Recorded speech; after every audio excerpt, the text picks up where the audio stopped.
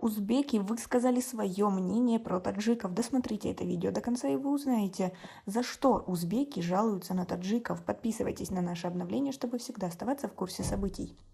Узбекское онлайн-издание назвало границу с Таджикистаном самой дорогой из-за высокой стоимости незаконной платы за пропуск. По данным издания, на границах с Казахстаном и Кыргызстаном тоже берут мзду, но меньше.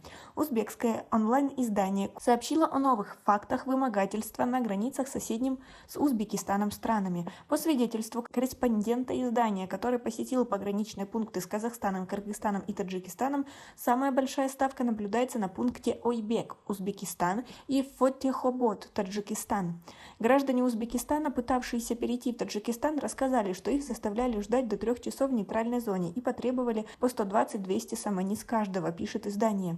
Для этого, по данным издания, таджикские пограничники якобы выбирают очень простой, но нервирующий метод – вынуждают подолгу ждать на нейтральной полосе. В результате пересекающего границу человека не остается другого выбора, кроме как договориться с пограничником, отдав ему требуемую сумму, пишет издание. Деньги передаются врачу, который на пограничном посту. Если вы легко прошли обследование у врача, значит вы заплатили положенную сумму, пишет корреспондент.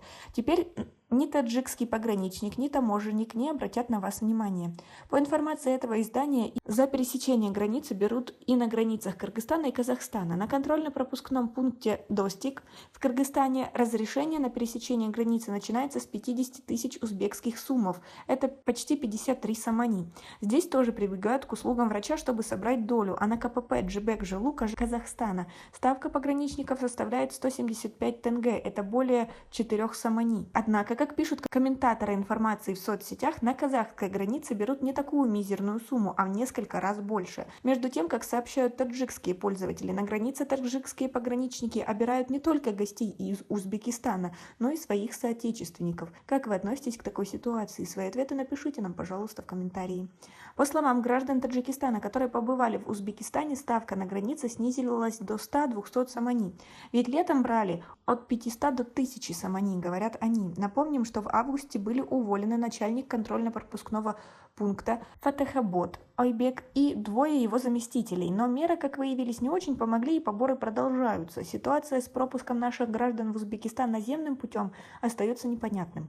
Почему и на каком основании запрещается въезд граждан Республики Таджикистан в Узбекистан? В чем причина этого запрета?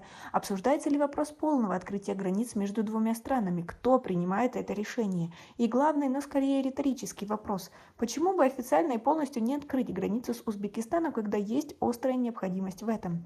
Совсем нелогично выглядят ограничения по пропуску на границе, учитывая, что между Душанбе и Ташкентом открыты авиарейсы, а на днях восстановлено и автобусное сообщение между Худжандом и Ташкентом. А вы как думаете? Свои ответы напишите нам, пожалуйста, в комментарии. У нас пока на этом все. Оцените наше видео подпиской и лайком. До скорой встречи!